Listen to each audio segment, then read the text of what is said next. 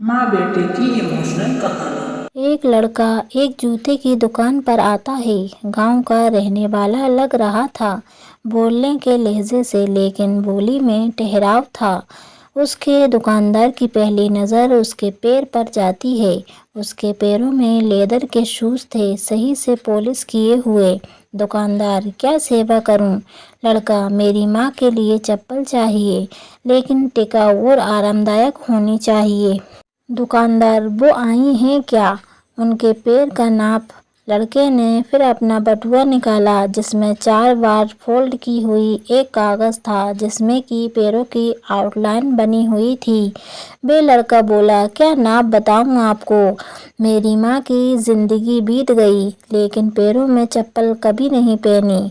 वो दिन भर मेहनत मजदूरी करके हमें पढ़ाती लिखाती। आज जब मुझे नौकरी मिल गई है, सोचा माँ के लिए इस पहली तनख्वाह से एक जोड़ी चप्पल ले लेता हूँ।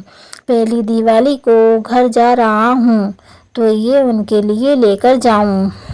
दुकानदार ने एक अच्छी चप्पल दिखाई, जिसकी कीमत 800 रुपये थी। लड़का उसे खरीदने के लिए तैयार हो गया। दुकानदार ने सहज ही पूछ लिया, कितनी तनख्वाह है तुम्हारी? अभी तो 12,000, रहना खाना मिलाकर 7 या 8,000 खर्च हो जाएंगे यहाँ, और 3,000 माँ के लिए। अरे तो फिर कहीं 800 ज़्यादा तो नहीं है? तो बात को बीच में ही काटते हुए लड़के ने कहा, नहीं, कुछ नहीं होता। दुकानदार ने चप्पल बॉक्स पैक कर दिया। लड़के ने पैसे दिए और खुशी खुशी दुकान से बाहर निकला। दुकानदार ने उसे कहा, थोड़ा रुको।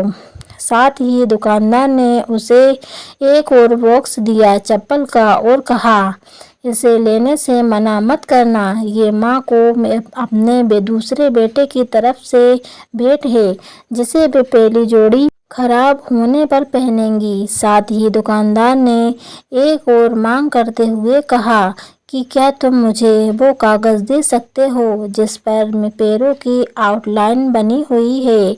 लड़के ने कागज़ उसके हाथ में थमाते हुए आगे बढ़ गया। दुकानदार ने वह कागज़ लेकर अपने पूजा घर में रखा। पूजा घर में कागज़ रखते हुए उनके बच्चों ने उन्हें देख लिया और पूछ डाला, पिताजी, ये क्या है? दुकानदार ने लंबी सांस लेते हुए कहा, लक्ष्मी जी के पग हैं, ले एक सच्चे भक्त ने इसे बनाया है, इससे धंधे में बरकत आती है। माँ तो इस संसार साक्षात परमात्मा है, बस हमारे देखने की दृष्टि और मन की सोच होना चाहिए।